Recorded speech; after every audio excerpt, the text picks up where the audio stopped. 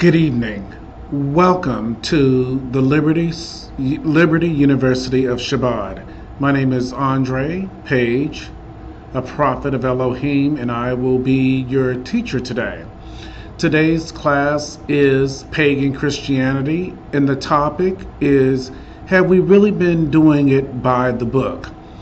The textbook or the reference book that I have been studying from and that I will be using to bring out some truths as far as the first century New Testament church in reference to Hebraic thought. The Liberty University of ChaBaD is a school of Hebraic thought that superimposes the Hebrew thinking over Greek foundation of Greek thinking. Now, we know that this book, Pagan Christianity, is written more in a Greek mindset or a Greek foundation, but as a Hebrew Israelite and a prophet of Elohim, I am bringing about why we do different things in church, and is it biblical, and where can it be found? Today's topic is, are we really doing it by the book? In our studies, we begin to deal with pagan Christianity. And what is paganism? As I was studying and as I was reading, we begin to look at some of the definitions that the author uses for what paganism is, and we will look at some of these definitions right now. Pagan. In this book, when we're delving deeper into why pagan Christianity, why we're talking about pagan Christianity, is we're using this word to indicate those practices and principles that are not Christian or biblical in origin. In some cases, we use it to refer to those ancients who followed the gods of the Roman Empire. We are not using the word as a synonym for bad, evil, sinful, or wrong. A pagan practice or mindset refers to a practice or mode of thinking that has been adopted from the church's surrounding culture. We believe that some pagan practices are neutral and can be redeemed for God's glory. We feel that others stand in direct conflict with the teachings of Jesus and the apostles, and thus cannot be redeemed. So when we talk about pagan Christianity, in this aspect, like I said, this book is reading more from a Roman Greek foundation. Hebraically, pagans are those that do not adhere to or acknowledge or abide by the God of Abraham, the God of Isaac, and the God of Jacob, or the God that gave forth his Torah, instructions and directions to Israel, his chosen people. So anyone outside of that realm are considered pagan. Now, you say, okay, now what are you saying, Andre? Well, what I'm saying is that, yes, there is a church. And this church that we talk about today, the contemporary church, is built on Roman Greek foundation. And most of those foundations were built on paganism. The fathers, or our church fathers, as we've talked about earlier in this class, our church fathers, when they became Christian, they brought along some of their paganistic rituals. We begin to study Constantine in the last class, Constantine, who basically began to change Yahweh's, or the Most High's, foundation to the children of Israel. We've seen how he began to change some of those teachings, starting with the Sabbath, Saturday worship to the Most High, to Sunday. And from there, it went into different paganistic rituals, different areas that have nothing to do with worshiping the Most High, and it comes down to where is it found biblically in Scripture. The things that we do as far as church. Now, I shared last week, because I'm not, how can I say it? I'm not beating up or bashing the church or any of those different things, because I was raised Baptist. I knew about church. My grandfather was a pastor and a preacher. My grandmother was the mother of the church. All of those wonderful things. I ushered on the usher board. I taught Sunday school. That's where I get my teaching ability, and the gift of teaching, because I started teaching Sunday school in the Baptist church. As I've grown in ministry over the past 16, 17 years, I went from the Baptist church to Christian centers, to non-denominational, into the apostolic and prophetic. I've taught spiritual warfare. I've taught deliverance, begin to teach the kingdom.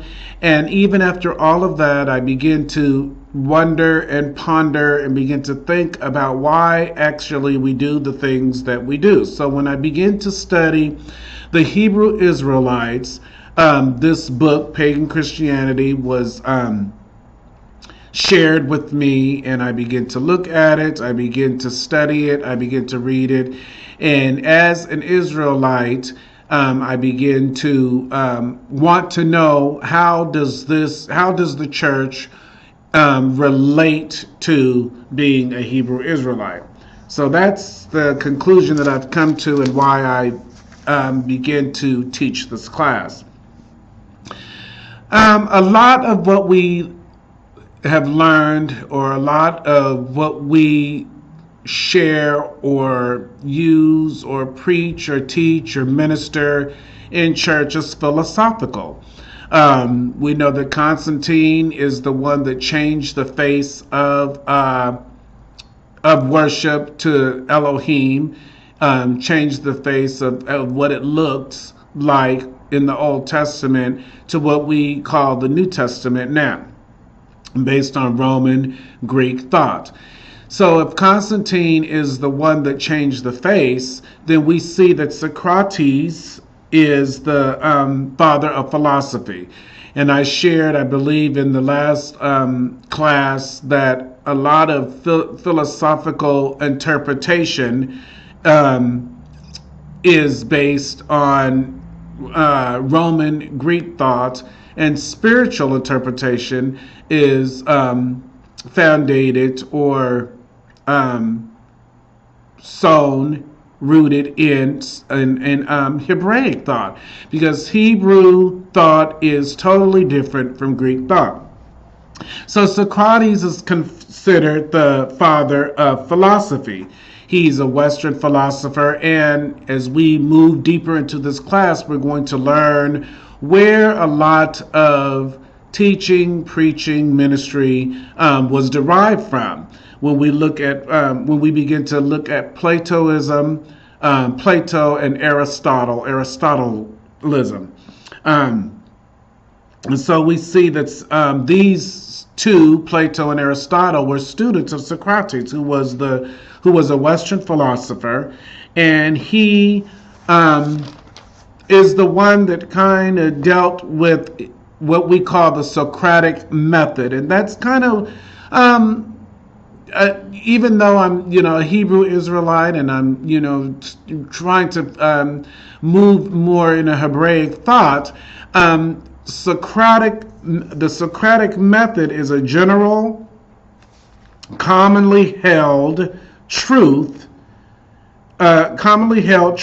that shape opinion and scrutinizes them to determine their consistency with their beliefs. And I believe that's philosophical interpretation.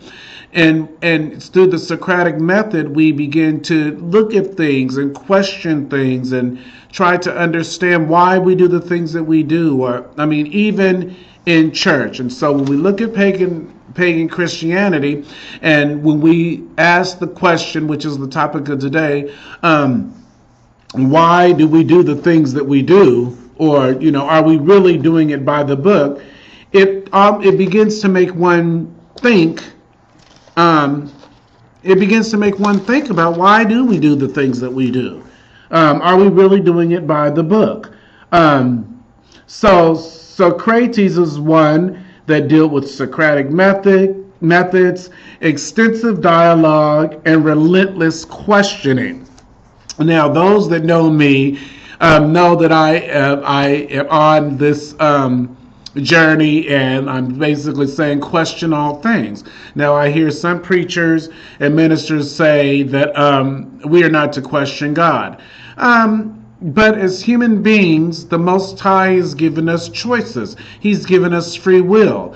And I do not believe that the Most High would not want us to question some of the things that we do, especially if it would be an offense, be an abomination to who He is as the Most High, as the creator of the heavens and the earth. When we talk about Hebraic thought, when we talk about being a Hebrew Israelite, it takes the focus or the deification of man, Greek and Roman foundation, and focuses on Hebraic thought, which is the acknowledgement, the worship to the Creator, the Most High God, the Elohim of the universe. So when we talk about are we really doing it by the book? Are these things glorifying the creature, man, or are they actually glorifying the Most High and obeying what He said in His Torah? The Torah, the first 5 books of the Bible. Torah is Hebrew for laws and instructions. So in my quest for knowledge, in my quest for wisdom, in my quest for understanding, as not only a man but a prophet of Elohim, I'm here on an exposition to find out why we do the things that we do. And so I just share it through this school. So we see the Socratic method being used in this class, which is Western philosophy. I believe that every man has their philosophy of who God is, and so we see that we're dealing with questions where we want to know the answers. We want to understand, what we're doing here. So pagan Christianity, we see, we've come to the conclusion through this author that paganism is more or less those that do not or acknowledge the God of Abraham, Isaac, and Jacob. So I want to read another definition from his book, and then I want to read the definition from Larson's Book of World Religions and Alternative Spirituality. Now, we've really been doing it by the book. So when we talk about questions we never think or ask, or when we talk about pagans, the term pagan was used by the early Christian apologists to group non-Christians into a convenient package. At its root, a pagan is a country dweller, an inhabitant of the pagus or rural district. Because Christianity primarily spread in the cities, the country bumpkins or pagans were regarded as those who believed in the old gods. Okay, so in other words, pagans are those that don't believe in the God of Abraham, Isaac, and Jacob, but believe in other gods. And we know that there are other gods that were worshipped way before Jesus Christ came on the scene. And so those that, but in Deuteronomy or in the Torah, it says, or believe in Exodus in the 10 Commandments, thou shalt not have any other gods before me. So sometimes the church is threading on thin ice or a thin line when they begin to worship other gods that have nothing to do with the God of Abraham, Isaac, and Jacob, or Elohim, the Most High. Um, so, I invite you to walk with me through pagan Christianity. It's a book that has been written on Roman Greek thought because it talks about Christianity, which is New Testament.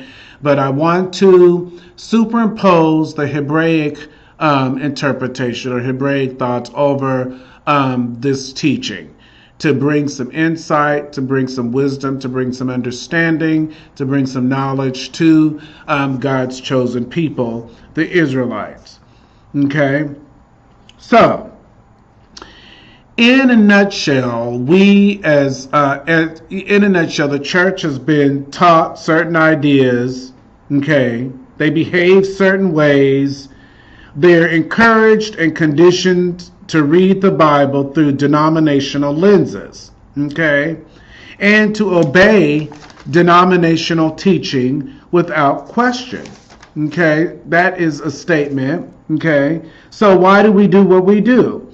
Is it a command that we do some of the things that we do in church, or is it from the statement that was made before?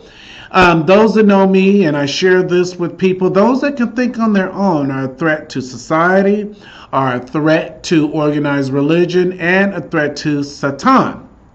And so thinking, we are human beings, we are made to think, we are intelligent, and we can come to our own conclusions about this God that we serve without any manipulation, without any intimidation, without any control. So contemporary church influences.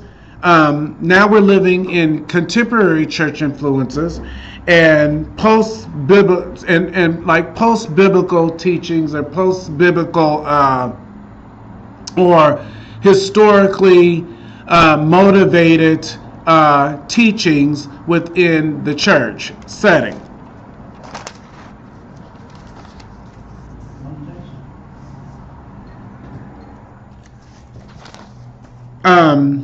Excuse me. So we're looking at different foundations. There's the Constantinian era, which we learned about in around the 1st or 2nd century. The Constantinian era, which has to do with the changing of what the Most High said in His Torah and in His 10 Commandments. Then we have the Reformation era and the Revivalist era, which is the 18th, 19th century, of different eras, different foundations that the church is built in. Pagan Christianity, or the word paganism, from Larson's Book of World Religions and Alternative Spirituality, brings paganism from an Old Testament aspect into the New Testament aspect, or in today's century or in today's era. The word pagan conjures up images of primitive people who huddled around huge campfires, perhaps sacrificing animals or children to Satan. Others, such as the congressman quoted above, see paganism as bizarre. Okay? But to members of the growing worldwide neo-pagan community, which is what's happening today, their faith is all about finding God or the goddess or many gods in nature or in themselves, which is happening today. So new paganism is a new era where we're trying to find God for ourselves, or people are trying to find God for themselves, or in a goddess, or in nature, or in some aspect. That is what paganism is today. And so here we see with pagan Christianity, and of course when we use Christianity, we're talking about Christians, we're talking about followers of Christ. And as I said earlier, through Hebraic thought, we want to find out, why we do the things that we do in church, and is it biblical? Let's look at what the church is in regards to the Old Testament. We see that we've heard the term ecclesia, Okay, and we see that the Hebrew background or the Hebraic background through the Septuagint version translate the word quahal or kahal coming from the root word to summon as assembly or congregation of the people of Israel. Okay, so in Hebraically, the congregation of ChaBaD, which is Sabbath services on Saturday here through the ministry, the congregation of ChaBaD. Congregation, that's what the children of Israel, or Hebraically, it's a summoning or a coming together or an assembly of people. Okay, so we use that in church terms today also. If you look at Deuteronomy 18:16, Judges 20:2, 1 Kings 8-14, Leviticus 10:17, and Numbers 1:16, it talks about summoning, assembling, or congregation. Okay, the Hebrew word qahal occurs over 70 times in the Old Testament.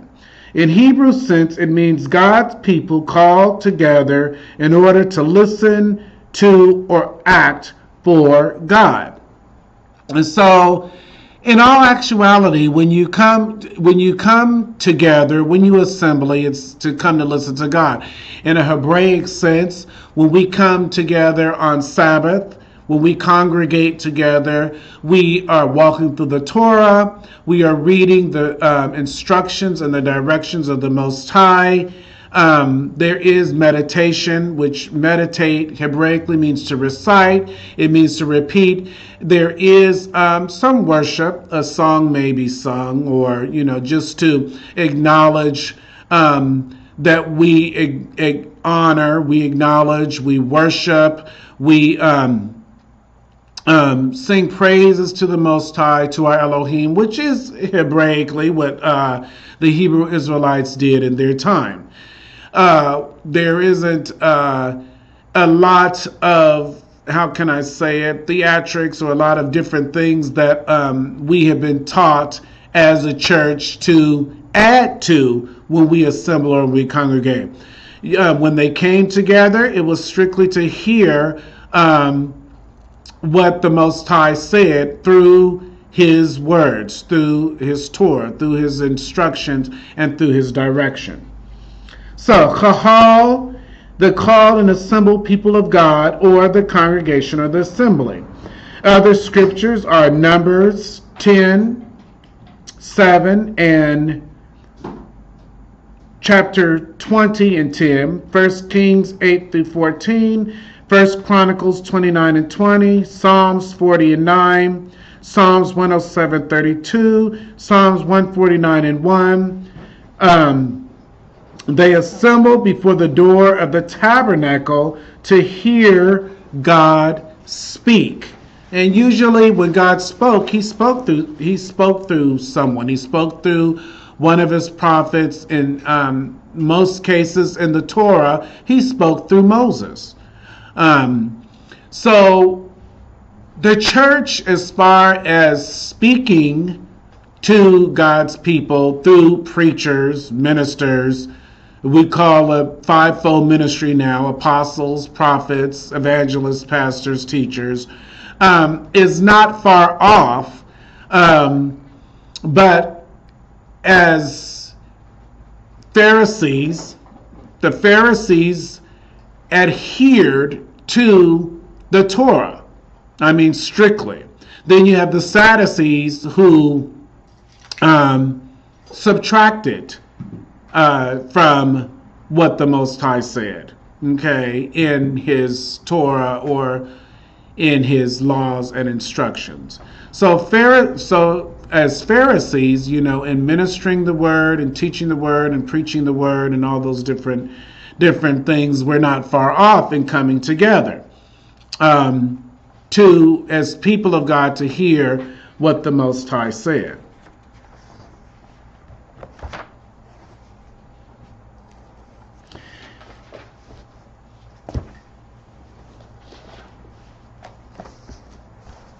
So when we say, are we really doing it by the book? What are we saying? So as we walk through those scriptures, we want to identify and begin to see, if what did God say, is what we do in the New Testament church, what God said to do in the Old Testament, Hebraically, through his instructions.